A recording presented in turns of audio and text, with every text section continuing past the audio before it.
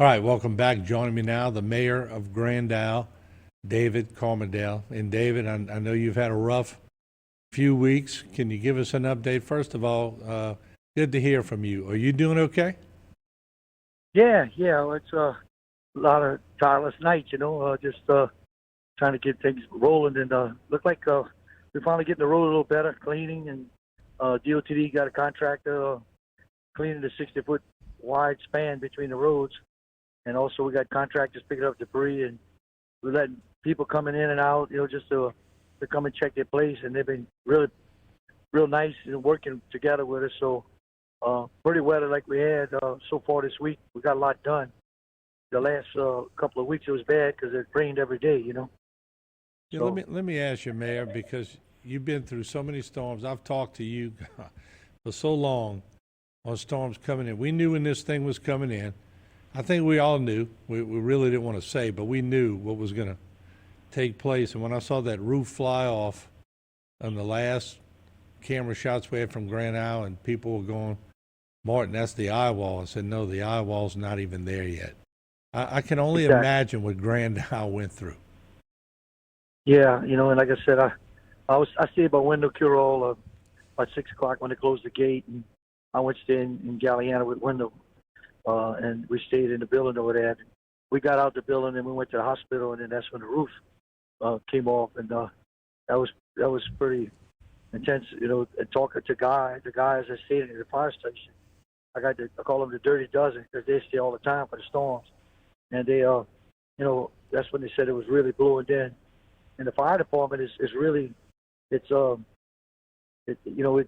built for category 4 or 5, so they really, when they got in there, but my hat goes out to them because they saved a few people. They had to go out in all that weather, but they told me all hell was breaking loose in Grand Isle until we lost communications. So in the meantime, we just and that's when I knew we was in trouble all that while. Let me ask you, because we both, like I said, covered storms before, but I'm describing the winds in this storm now as evil because to me, there's really nothing to compare them to. I think the reports of 180 to 200 are not exaggerated. Oh, exactly, because it was 195. Julia Buzagard, the mayor of Golometa, said on one of the boats at Port Fouchon, and which, as you're coming in from Port Fouchon to Grand Isle and Chenier Caminada, that tells you the story right there. That was right at the edge where you take your serious beating. And people try to compare it to Katrina. I said, well, when I flew by helicopter to go help the mayor from Waveland, he was on the edge like we're on the edge today. That was the difference. It was the wind, and it was the wind and the water that hit directly toward, the Chenier Caminada coming in from Elmer's Island to the Chenier Caminada. And as you go to the east of the island, you see less and less, not, just a little less of damage. It was 100% damage, but the worst part was that evil wind, like you said, in the corner of that eye. Yeah, let me ask you, how many per 100 houses per capita at Grand Isle? 100. How many would be damaged on an average? Well, we're doing a survey right now, and we got a report coming out at 6 o'clock, and we got engineers all over the place. But when you first look at it, like we've been here, 2 or 3 weeks now, and every time I go down the street, I say, man, damn, I didn't know this place was that bad. But when you're first coming in, you're thinking, well, you got 100% of damage, and then you're looking at the percentage at the first time, and you didn't see them houses on the backside of them, So I got reports now that so far, you got about, 30 to 41% so far, and we're still surveying that's total loss. That we're finding more and more as we go. That was as of day before yesterday. Yeah. Are you getting any help from FEMA? Well, I got them coming in tomorrow. It's interesting that you talk because, when I was working with the guys out there, and I'm still working today, and I'm in the field, and I'm not an office man, I'm all over the place.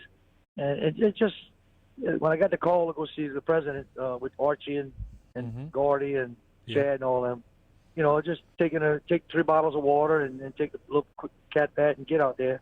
That's some of the stuff that we gave to the president when we met with him. And it was very interesting that what really aggravated me the most and the rest of the guys in the meeting, the Mayor Lafitte and all of us, the 5 of us there, was, we just let them know that where's FEMA and ask where FEMA was at, and stuff like that. And the lady we introduced, we talked to her, the secretary, and said it would be, boots on the ground, and they came not here. In fact, they coming tomorrow. I'm sorry, Sunday and Monday, but it was like pulling teeth to get them here. And I know they got to come down the line on the NLA1, but it never changed. Being honest with you, it's a bunch of bull. It's just you got to talk to so many of them before you get to the right one, and that's very frustrating. And we make decisions over here. There might be 3 or 4 of us that work with your council and your chief, everybody working together, but that's just too much bull there. And and then we told the president that what we needed. We gave our list of each other, and the FEMA guy and the colonel general, whatever, was on the conference call when when we met with the president, and we had a conference call with Steve Scalise, and he was trying to get FEMA down, and that was about a week ago. And in the meantime, they had no answers for trailers. And, Gordy Dove and Archie, all of us on the conference call and trying to work together with Mayor Lafitte and all of us, Ascension Parish. Well, I get a text from higher up there in Alexandria. They had 150 trailers to 200 trailers. And what's frustrating about it, I had to find out that way and express it to the other parish presidents in the conference call. Yeah, let them know. if we could just hold on one second. I do have to take a mandatory break. I'm coming right back to you, Mayor, right around the corner. Okay. I want to hear about this. I'll be right back. Don't go away. Thank you.